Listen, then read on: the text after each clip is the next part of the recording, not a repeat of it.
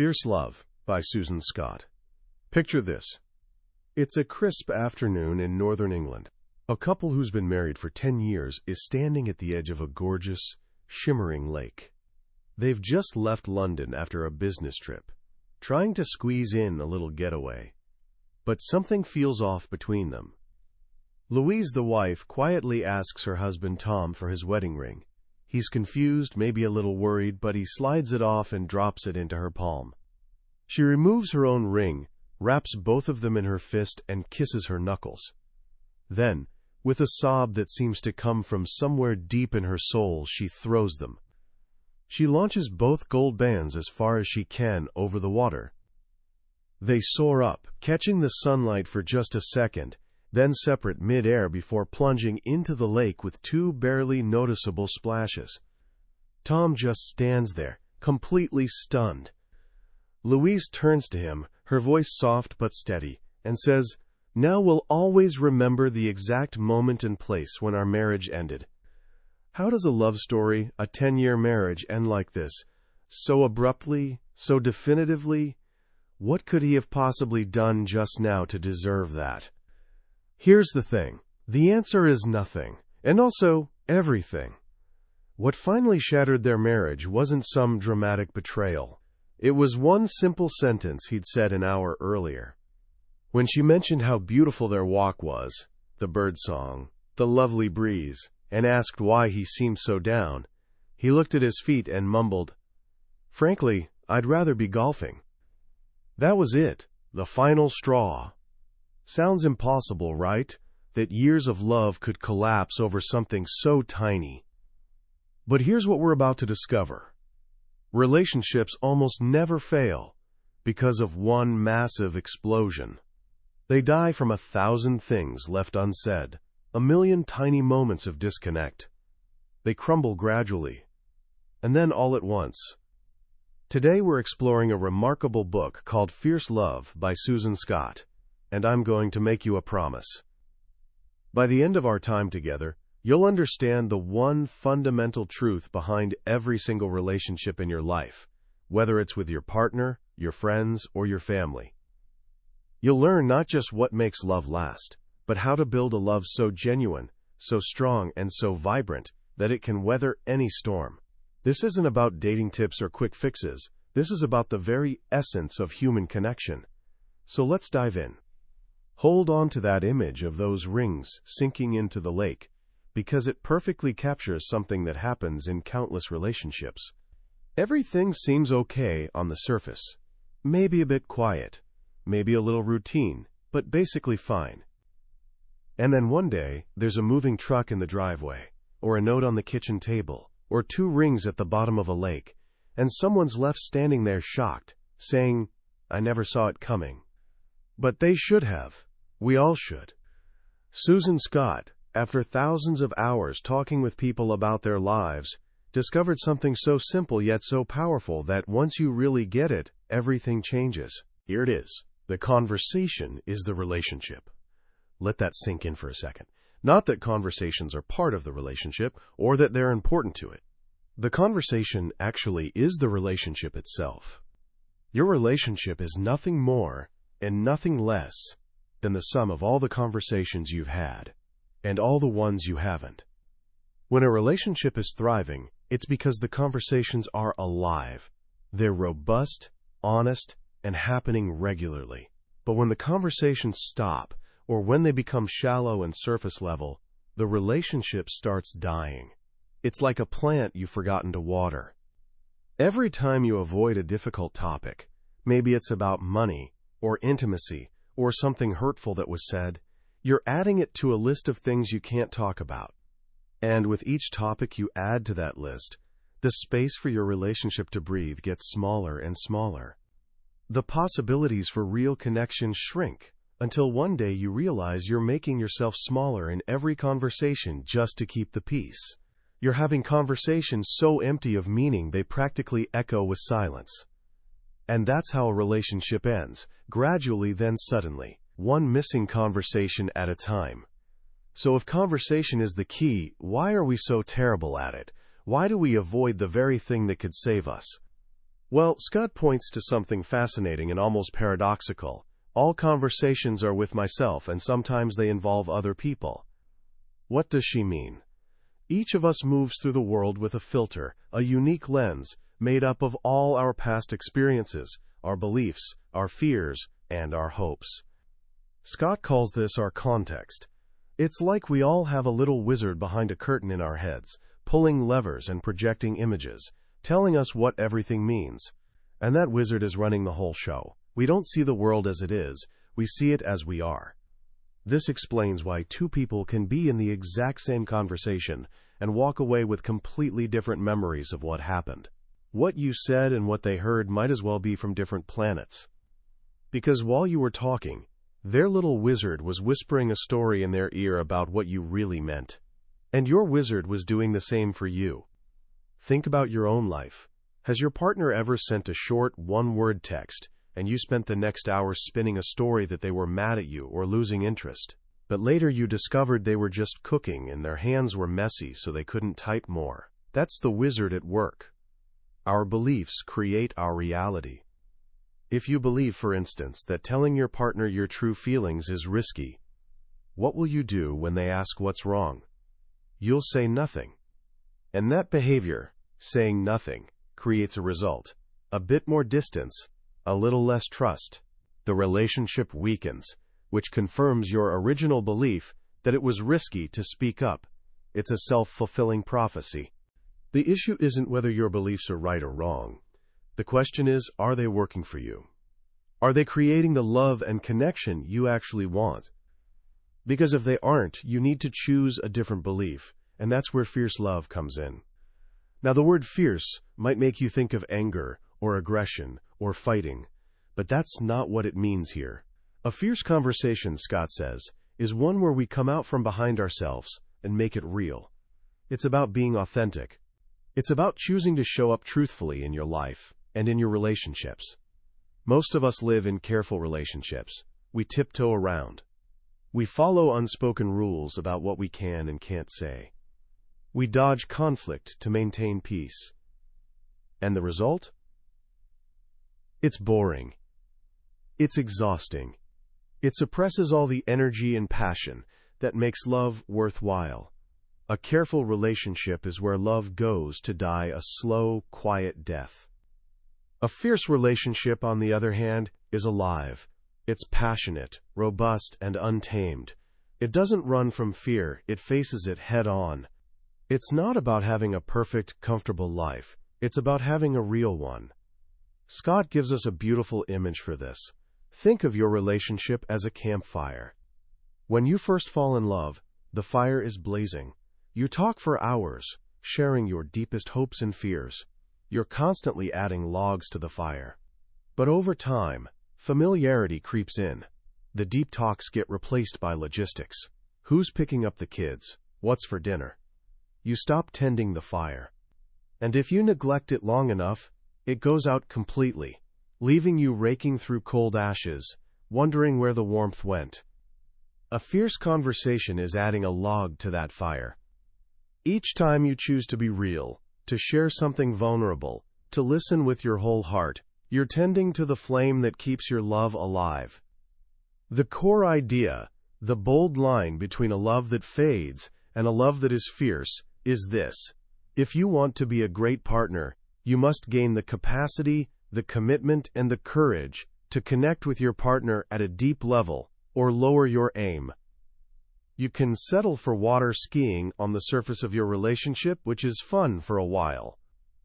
Or you can learn to scuba dive into the deep, beautiful, and sometimes mysterious waters where real connection lives. The choice is yours.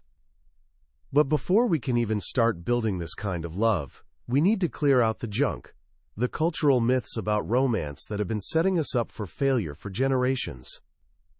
The first and most damaging myth is the one you hear in movies, "You complete me." It's romantic, isn't it? The idea that you're a jigsaw puzzle with a missing piece, and one day you'll find that one person who fits perfectly and makes you whole. But it's a dangerous fantasy. Because when you look for someone else to complete you, you're admitting you're incomplete on your own. you're handing them the responsibility for your happiness. Scott tells the story of a young woman named Kate. Before she meets him, her life is working. She has a job she's passionate about, close friends she treasures, and hobbies that center her. She is whole. But then she falls in love, and she starts making concessions. She drops her yoga class to spend more time with him. She cancels dinner with friends. She stops putting in extra effort at work. She slowly erases the parts of herself that made her who she is, all trying to become his ideal partner. And what happens? She starts feeling empty. Her self-esteem plummets, and one day, she looks at the man she thought would complete her, and realizes he's the one making her feel hollow. So she ends it, blaming him, not realizing he wasn't the problem. She was. She abandoned herself for the relationship. The lesson is simple and profound. No one can complete you. You must complete yourself. Your life has to be working for you first. A relationship should be the union of two whole people, not two halves hoping to make a whole. The second myth is just as common. True love is unconditional. This one sounds so noble, so spiritual, but in the real world it's a recipe for disaster. Scott tells a powerful story about a couple, Lori and Roger, who just survived an affair. Lori, wanting to show forgiveness, looked at Roger and said, "There's nothing you could ever do that would cause me to leave you." Scott, who was there with them, practically shouted, "Take that back." Why? Because what Lori had just done was give Roger a free pass to cheat again, with no consequences. She'd martyred herself. The hard truth is this: we teach people how to treat us. We get what we tolerate. A healthy relationship isn't unconditional. It has conditions. Conditions like respect, honesty, and fidelity. Saying, "I won't tolerate being treated this way," isn't a lack of love. It's an act of self-love and respect for the relationship itself. If you want unconditional love, Scott says, get a dog. The third myth that trips us up is the idea that our partner must fulfill my list. You know what I'm talking about. A friend of Scott's had an actual spreadsheet for the men she was dating, with dozens of traits, from must be 6 feet 2 inches tall to innate ability for heart-to-heart communication. The problem with a long, rigid list is that no human being could ever live up to it.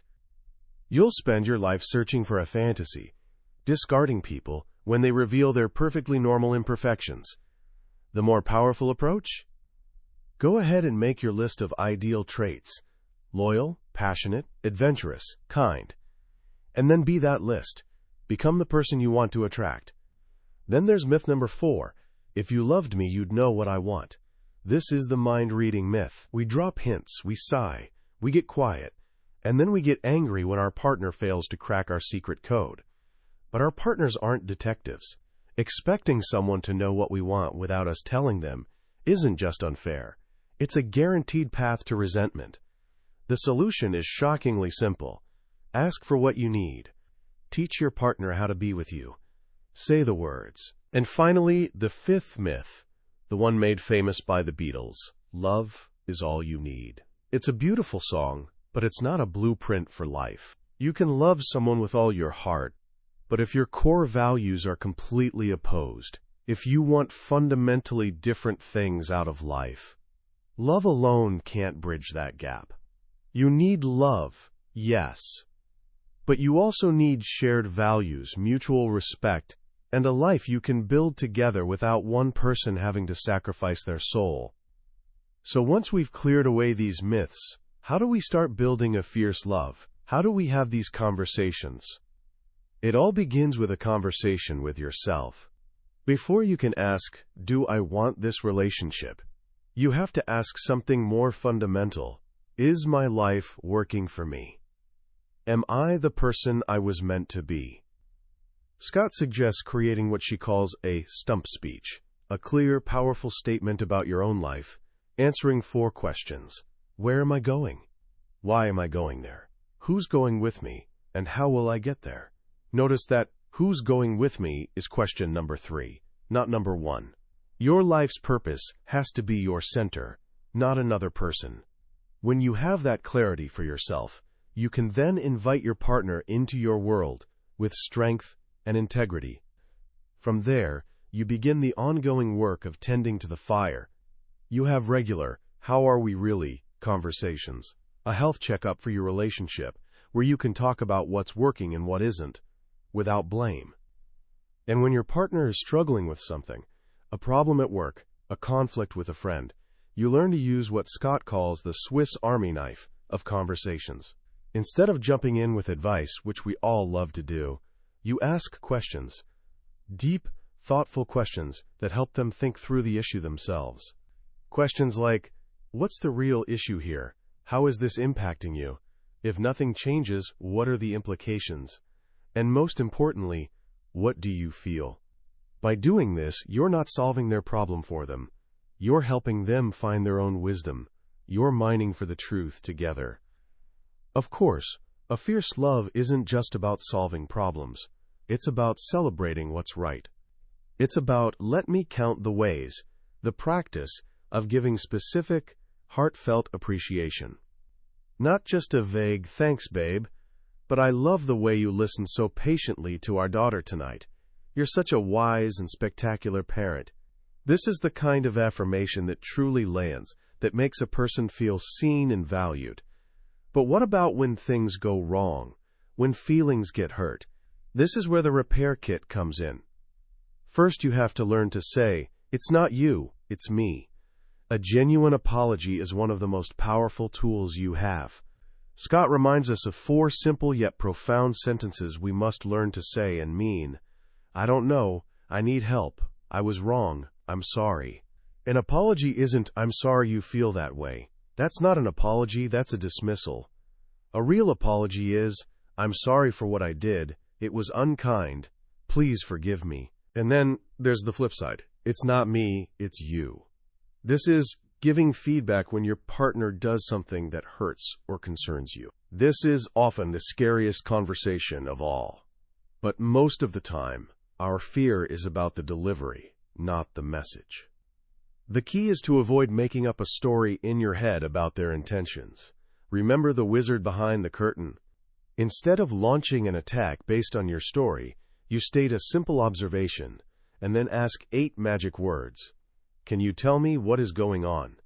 For example, instead of saying, "You were so rude at dinner," "You obviously don't care about me," you say, "Tonight at dinner, when I started talking about my project, you yawned and seemed really distracted.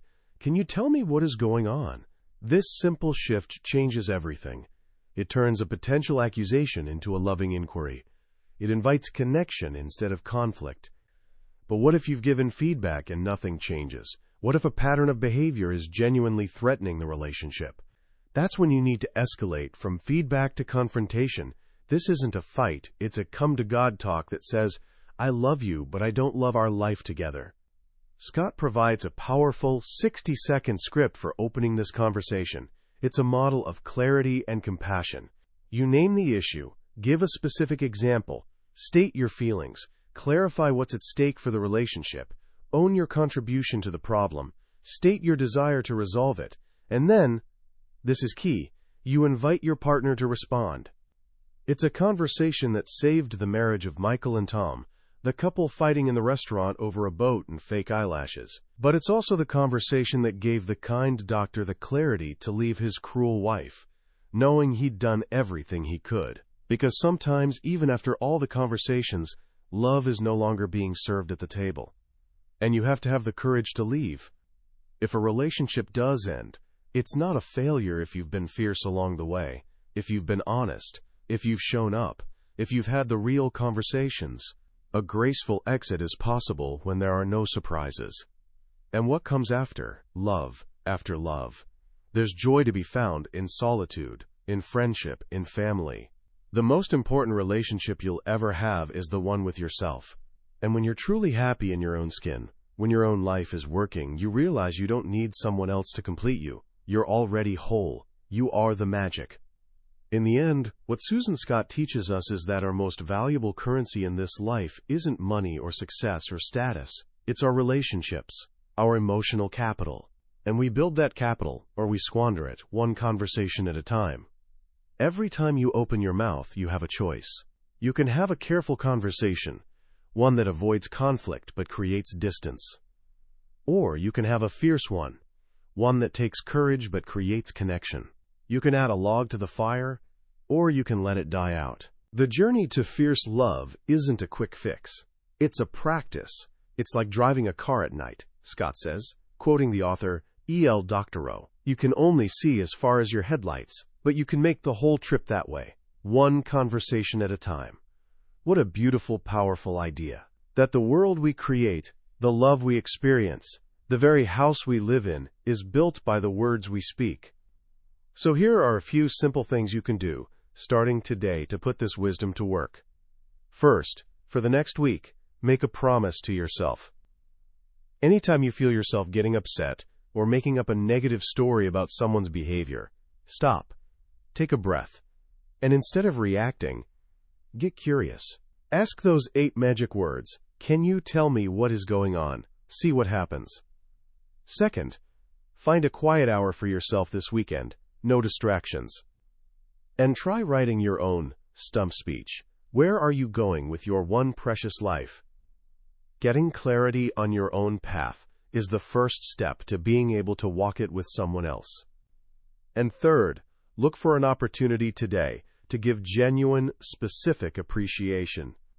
Catch your partner, a parent, a friend, in the act of doing something right, and tell them exactly what you saw and why it mattered to you. Be the warmth you want to feel in the world. That was a summary of Fierce Love by Susan Scott. We've journeyed through the core ideas today, but I'll be honest with you. A summary is like looking at a map of a beautiful country. It can show you the landmarks, but it can't give you the feeling of the sun on your skin or the sound of the ocean. The real magic happens when you travel there yourself, when you read the book, and let its stories and wisdom settle into your heart in a way that's personal to you. This summary is your map to help you decide if this is a journey worth taking. If anything we've talked about today has sparked something in you, I urge you to grab a copy. Reading it isn't just about learning new ideas. It's an experience that can genuinely change how you connect with everyone you love, starting with yourself. And finally, if you found this journey valuable, a simple click on the like button and a subscription to the channel would mean the world. It helps us reach more people who, just like you, are looking to build a better life. Let's keep growing together, one book, one conversation at a time.